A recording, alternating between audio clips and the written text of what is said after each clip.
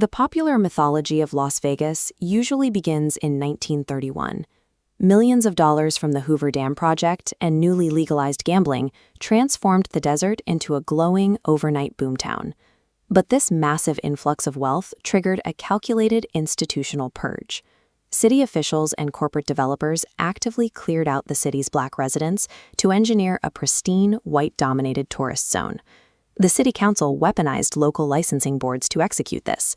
They systematically revoked the business, gaming, and liquor licenses of black owners downtown, while simultaneously pressuring landlords into issuing immediate evictions. To enforce segregation, authorities utilized an existing barrier, the Union Pacific Railroad tracks. The community was pushed across into the McWilliams townside, an arid dirt patch known as the Westside. The city provided zero municipal infrastructure here, no paved roads, water, or streetlights. This forced displacement engineered an immediate economic collapse, designed to permanently wipe out the black community's downtown prosperity. City officials expected these exiled residents to construct makeshift, substandard shacks in the dirt, effectively creating the urban blight the city would later use to justify the segregation in the first place. LeRoy Christensen, an industrious black cowboy and builder with deep Intermountain rural roots, and his wife Carrie were among those pushed out of the downtown grid.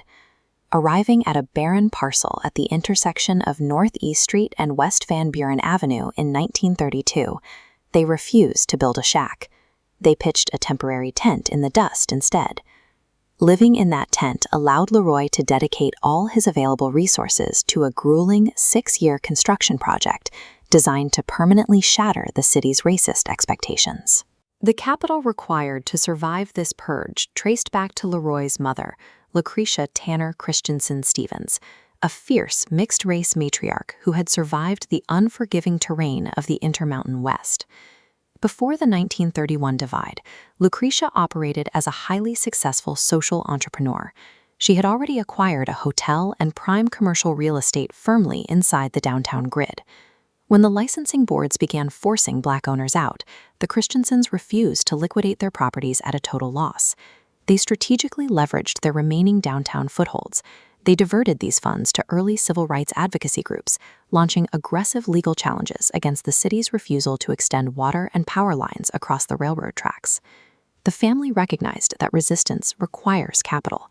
They deployed their hard-earned economic independence to bankroll their survival on the other side of the tracks. With funding secured, LeRoy turned his attention to the physical construction of his home, drawing on his rugged, rural background. For 6 consecutive years, he subjected himself to immense physical labor, painstakingly hauling heavy, irregular stones across the desert by hand. He gathered these materials directly from the Colorado River Basin and, pointedly, from the Union Pacific Railroad yards the city used to enforce their segregation.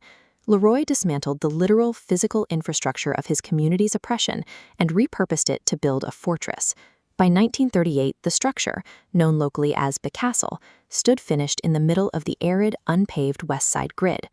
This photograph shows the completed residence, designed in a striking French eclectic and Tudor revival style. LeRoy engineered a commanding masonry stone tower, a steeply pitched roofline, and thick insulated stone and stucco walls, specifically built to withstand the brutal Mojave heat. The sheer wealth and permanence of the design served as a form of psychological warfare. It stood as a towering, elegant contradiction to the false narrative of urban decay the city relied on. Inside those thick stone walls, the castle functioned as the spiritual and social anchor for the West Side as it grew into a self-sustaining city within a city. LeRoy and Carrie utilized a dedicated prayer room to securely host civil rights planning sessions and elite cultural showcases away from the oversight of city officials. These gatherings actively shaped the local integration movement. In 1948, the home hosted early organizing meetings featuring local civil rights figures like Saran Knight Preddy. Knight Preddy's early organizing work would eventually lead her to shatter Nevada's gaming barriers, helping to operate the historic integrated Moulin Rouge Casino in 1955. The castle functioned as a literal political incubator for the strategies that eventually broke Las Vegas's color line. While the pioneering generation of the Christensen family has passed, their fiercely independent descendants remain active across the western states today. They continue to operate as social entrepreneurs, historians, and community activists fighting for equitable urban development and historic preservation. In 2024, LeRoy and Carrie's work received formal national vindication when their home was added to the National Register of Historic Places. The Christensen family hauled the stones of their own displacement to gild a permanent monument of human dignity, one that outlasted the laws written to erase them.